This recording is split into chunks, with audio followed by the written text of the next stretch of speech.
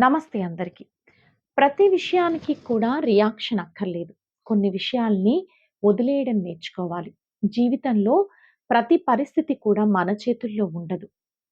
కానీ ఆ పరిస్థితికి మనం ఎలా రియాక్ట్ అవుతున్నాము అనేది మాత్రం కంప్లీట్‌గా మన చేతుల్లోనే ఉంటుంది. చాలామంది చేసే పెద్ద తప్పేంటంటే, జరిగిపోయిన విషయాల గురించి, మన కంట్రోల్‌లో లేని పరిస్థితుల గురించి, లేదు అంటే మన కంట్రోల్‌లో లేని మనుషుల గురించి ఎక్కువగా ఆలోచించడం.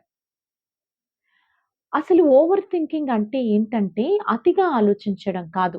అనవసరమైన చోట మన శక్తిని వృధాగా వేస్ట్ చేసుకోవడం. ప్రతి మాటకు కూడా సమాధానం అక్కర్లేదు.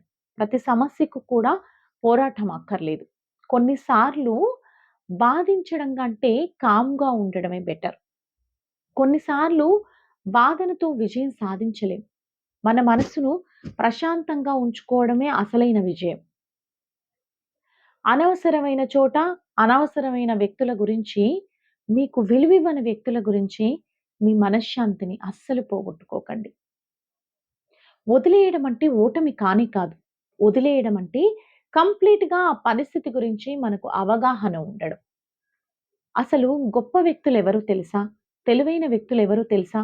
అతిగా మాట్లాడేవాళ్ళు కాదు. ఎక్కడ నిశ్శబ్దంగా తప్పుకోవాలో, ఎక్కడ నిశ్శబ్దంగా ఉండాలో, ఎక్కడ వాదించకుండా ఉండాలో తెలిసిన వాళ్ళే అసలైన వివేకవంతులు. మీకు మీరు ప్రామిస్ చేసుకోండి. నేను అనవసరమైన విషయాల గురించి ఆలోచించను. నిన్నటి విషయాలను ఈరోజు క్యారీ చేయను. అనవసరమైన విషయాలకు ఇక్కడే నేను ఫుల్ స్టాప్ పెడుతున్నాను అని. ఎందుకంటే మీ భవిష్యత్తు మీకు ముఖ్యం. ఒక్క విషయం గురించి అక్కడే పట్టుకొని అతిగా ఆలోచించడం వల్ల మీరు మనశ్శాంతిని కోల్పోతారు. శాంతంగా ఉండడం కూడా ఒక శక్తే. ఆ శక్తి మీలో ఉందా? చెప్పండి.